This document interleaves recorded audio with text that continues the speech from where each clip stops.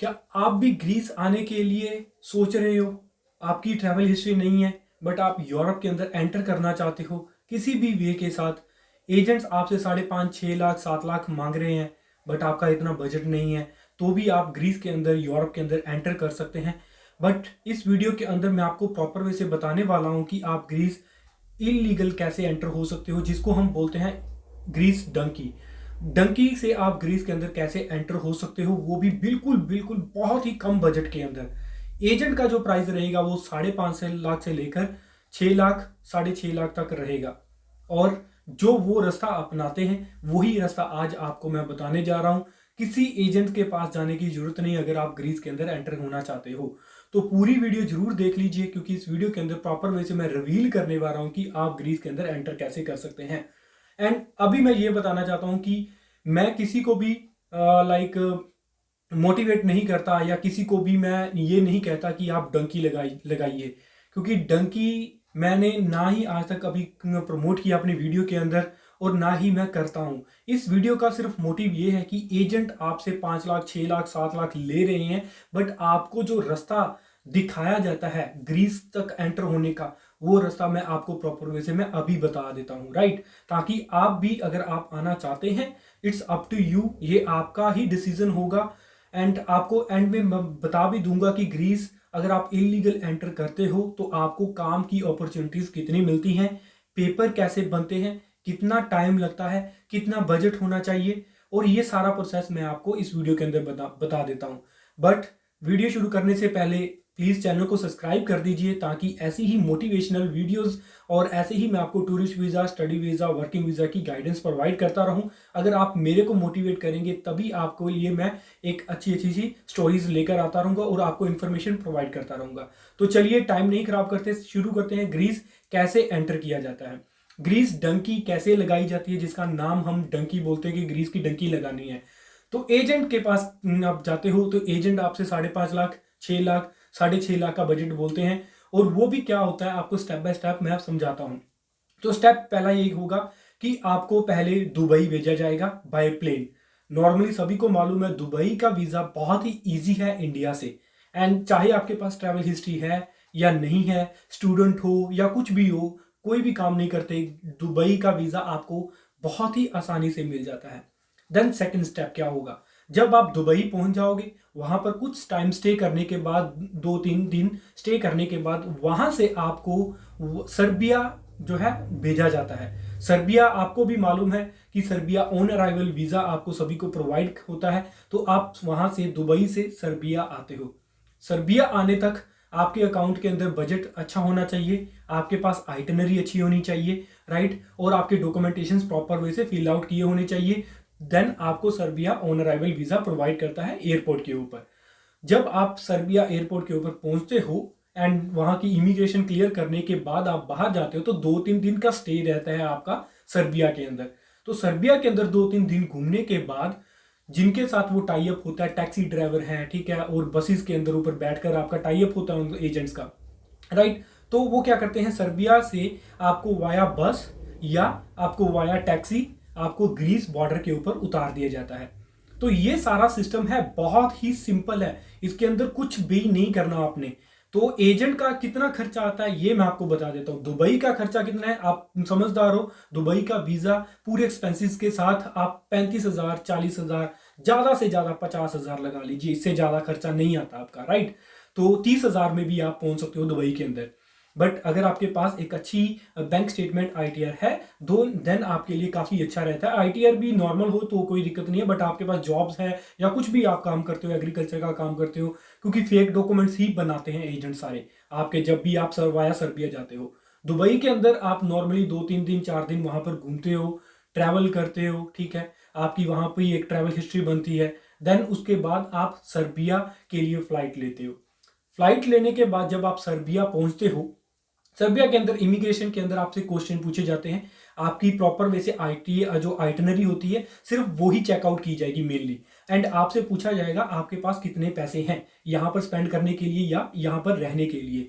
IT अपनी itinerary के अंदर आपके पास पूरा मेंशन होना चाहिए कि आप किस होटल के अंदर स्टे करने जा रहे हो, कितने दिन स्टे करने जा रहे हो, और कितने दिन आप स्टे कर रहे हो सर्बिया के अंदर और कौन कौन से प्लेसेस को विजिट करने वाले हो, देखने वाले हो। तो ये तीन जो है मेन मोस्टली क्वेश्चंस आपसे पूछे जाते हैं कि आप कहां पर स्टे करोगे, कितने दिन स्टे करोगे और सर्बिया में आपने कहां कहां पर विजिट करना है, होटल का नाम क्या है, एंड आपके पास टिकट होनी चाहिए अप एंड डाउन की। जैसे दुबई से सर्बिया लिया, सर्बिया से आपकी वापसी इंडिया की टिकट आपके पास होनी चाहिए, वो भी कंफर्म, राइट। तो ये सर्बिया का आप दुबई का आप लगा लीजिए 35 से 40 हजार खर्चा, और दुबई से सर्बिया जब आप आएंगे फ्लाइट लेकर आएंगे अप एंड डाउन की इंडिया तक, तो आपका नियर अबाउट उसके अंदर भी आप 35 से 40 हजार आप वो लगा लीजिए, राइट। तो ये आपका बजट हो गया, 35 उधर हो गया, 35 इधर ही हो गया, 35 यहां पर 40 भी लगा सकते हो, कोई दिक्कत नहीं है, क्योंकि टिकट्स आपको एट ए टाइम वहां पर खरीदनी पड़ती हैं, तो हो सकता है 40 भी पहुंच जाए। तो टोटल ओवरऑल अगर हम बात करें 1 लाख तक आप सर्बिया पहुंच जाते हो, दुबई से सर्बिया तक, राइट। आपके पास बजट नियर अबाउट आपके पास 1000 यूरो आपके पॉकेट में होना चाहिए एज अ कैश, उनको दिखाने के लिए इमिग्रेशन के ऊपर कि yes I have a money to travel here in the Serbia, right. तो आपके पास पैसे हैं सर्बिया के अंदर ट्रैवल करने के लिए, एक्सपेंसेस करने के लिए, वहां पर स्पेंड करने के लिए और वापस जाने के लिए टिकट ऑलरेडी आपके पास है, राइट। देन जब आप सर्बिया के अंदर एंटर कर जाएंगे, 2-3 दिन स्टे करने के बाद, 2-3 दिन घूमने के बाद, आपको वहां पर बहुत ही ज्यादा टैक्सी ड्राइवर मिल जाते हैं जो आपको ग्रीस बॉर्डर के ऊपर लेकर जाने के लिए रेडी होते हैं। टैक्सी के लिए वो आपसे 200 यूरो भी ले सकता है, 300 भी ले सकता है, 400 भी ले सकता है। 400 अगर मान लीजिए सपोज करते हो आपसे 400 यूरो भी ले लिया उसने, राइट। 1 लाख पहले स्पेंड किया आपने, 400 यूरो का मतलब हुआ नियर अबाउट आपका 35,000 रुपए। अगर यूरो के अंदर हम कन्वर्ट करेंगे इंडियन रुपीज के अंदर तो 85-86 के अंदर चल रहा है, तो नियर अबाउट आप 35,000 आप मान लीजिए। 1,35,000 के अंदर आप ग्रीस एंटर करेंगे, ठीक है। 1,35,000 के अंदर आप ग्रीस एंटर करोगे। ग्रीस एंटर करने के बाद आप जैसे मान लीजिए एथेंस मेन कैपिटल के अंदर आ जाएंगे, या अगर आपको अगर कोई पुलिस पकड़ लेती है तो आपके पास कोई भी प्रूफ नहीं होना चाहिए, ताकि जब भी वो आपको पुलिस कैंप में डाल दे, कैंप में आपको लाइक सबमिट करते हैं, लाइक आपको वहां पर एंटर करते हैं, तो आपके पास कोई भी आपका प्रूफ नहीं होना चाहिए। अगर आपके पास कोई प्रूफ है देन वो आपको वापस भेज दिए जाएंगे। इसीलिए एजेंट आपको बोलते हैं सर्बिया के अंदर जब भी आप एंटर करते हो तो आपके पास कोई भी डॉक्यूमेंट्स नहीं होना चाहिए। वहां पर आप किसी को पकड़ा दीजिए, या एजेंट का कोई भी बंदा होगा वो अपने पास रखेगा, और उसके बाद आपको जो है पासपोर्ट वापस मिल जाता है। या कई बार एजेंट आपको काफी ज्यादा प्रॉब्लम्स देते हैं कि पैसे दो, हम इसलिए आपको पासपोर्ट देंगे, या पासपोर्ट अपना जो है पूरा आग लगा दीजिए, उसको फेंक दीजिए, फाड़ दीजिए, जो मर्जी कर दीजिए, आपके पास कोई प्रूफ नहीं होना चाहिए जब आप ग्रीस एंटर कर जाएंगे। ग्रीस एंटर करने के बाद सपोज कीजिए आपने एथेंस के अंदर एंट्री कर ली, राइट। एथेंस के अंदर एंट्री करने के अंदर आपको यहाँ पर एक परमिशन लेटर लेना पड़ता है। उस परमिशन लेटर के अंदर लाइक असाइलम आप अप्लाई करते हो। असाइलम वो प्रॉब्लम लाइक वो चीज़ है, जैसे कि अगर किसी को नहीं मालूम तो मैं बता देता हूँ। असाइलम अगर आपको लाइक इंडिया के अंदर कोई प्रॉब्लम है, आप इंडिया वापस नहीं जाना चाहते, आपको वहां पर कोई मारने की धमकी देता है, तो इसलिए इंडियन, पाकिस्तान, बांग्लादेश, श्रीलंका और काफ़ी ज़्यादा कंट्रीज जो हैं के बंदे यहाँ पर आकर असाइलम अप्लाई करते हैं। तो यहाँ पर एक अप्रूवल लेनी पड़ती है असाइलम के लिए, आपको 60 यूरो पे करने पड़ते हैं, 60 to 70 यूरो, दैट्स इट। तो 60 यूरो वो आपके चार्जेस हो गए, आपको एक लेटर मिल जाता है, देन आप पूरे फ्रीली ग्रीस के अंदर ट्रैवल कर सकते हो, घूम सकते हो, बट काम नहीं कर सकते। एंड उसके बाद आपकी जब असाइलम पेपर लग जाते हैं, आपकी स्काइप के ऊपर एवरी थर्सडे, वीरवार को आपकी इंटरव्यू होती है। आपको वीरवार को ऑलवेज कॉल करते ही रहना चाहिए कि 1 घंटे के लिए सिर्फ जो स्काइप कॉल ओपन होती है। तो सारे लोग जितने भी हमारे इंडियंस हैं वो सभी लोग थर्सडे को कॉल्स करते हैं असाइलम लाइक पेपर जो है वाइट कार्ड अप्लाई करने के लिए, राइट। तो वाइट कार्ड एक तरह का असाइलम ही है, असाइलम अप्लाई होती है तो आपको वाइट कार्ड मिलता है। एवरी थर्सडे आपको कॉल करनी पड़ती है, 12 से 1 इनका टाइम होता है मोस्टली। तो अगर चेंज हो गया तो वो मैं आपको वो भी बता दूंगा, कोई इशू नहीं है। एंड आप कॉल करते रहोगे, देन आपकी जो है कॉल जब एक्सेप्ट हो जाती है तो आपके लिए असाइलम वाइट कार्ड आपको प्रोवाइड कर दिया जाता है। बट यहाँ पर और भी काफ़ी लाइक एजेंट्स बैठे हुए हैं, ठीक है, लॉयर्स बैठे हुए हैं, वो 4 से 5,500 यूरो लेते हैं, 4 से 500 यूरो लेते हैं, आपको वाइट कार्ड भी प्रोवाइड कर देते हैं विद इन 2 से 3 मंथ्स के अंदर। तो ये यहाँ पर आप 500 यूरो ये खर्चा कर लीजिए, 60 यूरो आपके अप्रूवल लेटर, एंड 400-500 यूरो तक आपका वो हो गया नॉर्मल आपकी वाइट कार्ड के लिए। तो 450, 500 यूरो ज़्यादा से ज़्यादा आपके वाइट कार्ड तक लगते हैं, राइट। तो 500 यूरो ये हो गया आपके 500, चलो ज़्यादा से ज़्यादा 600 यूरो लगा दीजिए, कोई इशू नहीं है। तो 600 यूरो ये हो गया आपका ग्रीस के अंदर पेपर अप्लाई करने के लिए। और पीछे जो आपने अप्लाई किया था, लाइक आपने 1 लाख दुबई और पूरा सर्बिया तक हो गया था, टैक्सी वाले को दिया 35,000, 1,35,000, और यहाँ पर 5 जो है आगे 40,000 आपका ग्रीस के अंदर लग गया। तो पूरा प्रॉपर अगर खाना पीना डालकर सब कुछ भी डालते हैं तो पूरा 2 लाख का बजट आपके पास होना चाहिए। 2 लाख के अंदर आप ग्रीस के अंदर वाइट कार्ड अप्लाई कर सकते हैं। डेफिनेटली ये बिल्कुल लाइक सही है, कोई इसके अंदर मैं कुछ अपनी तरफ से नहीं डाल रहा। एजेंट्स भी यही रास्ता अपनाते हैं, आपको दुबई, सर्बिया से वाया टैक्सी आपको ग्रीस एंटर करेंगे। उसके बाद आपकी जिम्मेवारी है, आप वाइट कार्ड अप्लाई करें ना करें, जो मर्जी करें, उसके बाद उनका एजेंट्स का कोई लेना देना नहीं है, क्योंकि उनका सिर्फ आपसे 6 लाख लेने का मतलब है कि ग्रीस एंटर करवा देना, दैट्स इट। ग्रीस की धरती के ऊपर आपका पैर रख दिया, दैट्स इट, उनकी जो है ड्यूटी खत्म। तो यही काम अगर आप खुद करें 2 लाख के अंदर, तो आपका देखिए 4 लाख का बजट कितना कम हो गया इसके अंदर।